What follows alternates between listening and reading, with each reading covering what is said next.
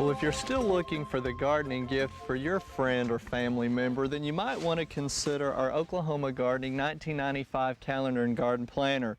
Now remember, this is just a special edition calendar that we've put together for our 20th anniversary. It has all kinds of planting information, beautiful pictures, really monthly tips for each month, and they're on almost each page. Just all kinds of good gardening information. And the reason I want to remind you about this again is if you'd like for your gardening friend to get this calendar before the holidays, you really need to put those orders in right away so we can get them mailed to them in time.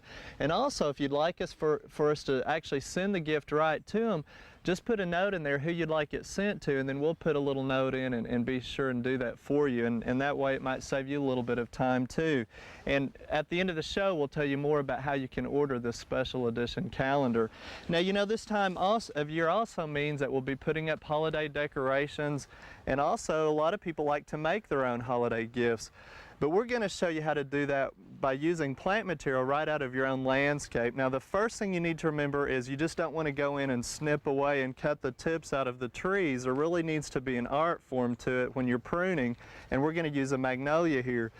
What you want to do is look for the branching angle on any particular tree or shrub you're using, and this not only would apply to magnolias, but it could also apply to any of the hollies, junipers, anything that you're going to use.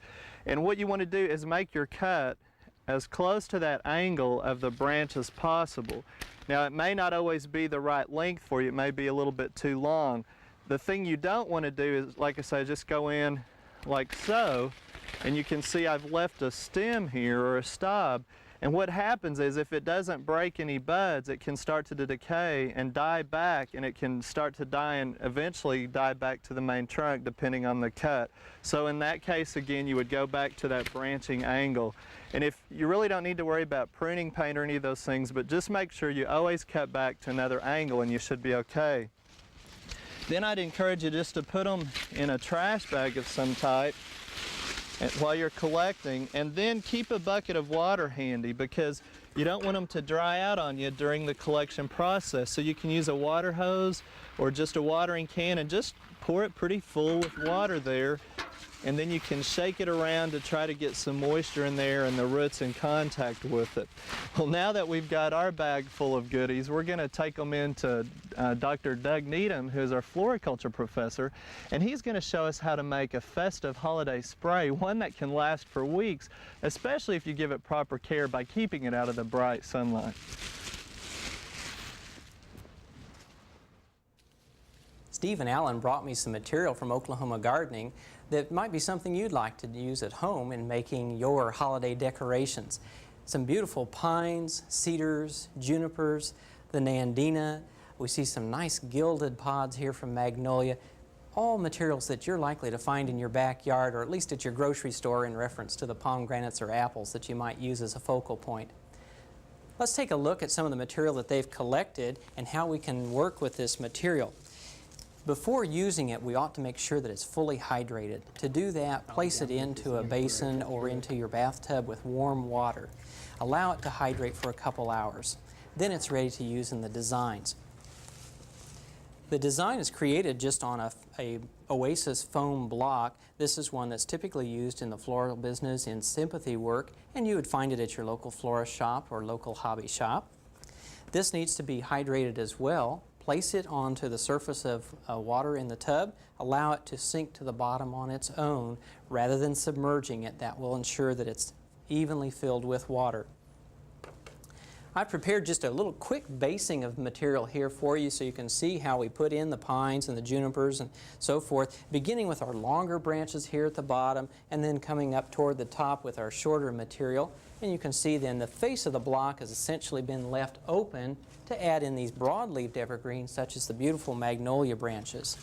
You'd want to make a fresh cut in the material before placing it into the foam and then plunge it deeply into the foam so that it will have a good source of water throughout the life of the design.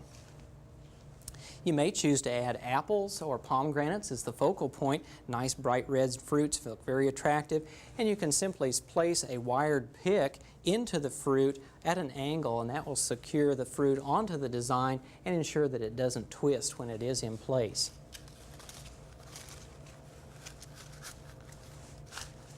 Merely move the leaves around to create a nice decorative view. You might also want to add some of the gilded magnolia pods, and these can be collected from your tree out back and then just sprayed with some gold paint or gold floral paint. Wire it and place then into the design at your choice of position.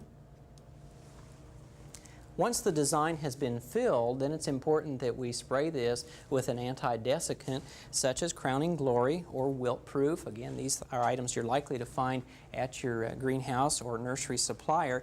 All of the fresh material can be sprayed with the anti-desiccant. We put a nice coating on that and allow it to come to a dry. That will help seal the material so that it doesn't dry out as quickly. As a last touch, you might like to make a ribbon to top your design, and that can be done with some fabric of your choice. Begin with the amount of tail that you'd like to have. Hold it between thumb and index finger and place a twist at the top. And we drop down the long tail over the thumb to create the button center. Coming up behind, another twist.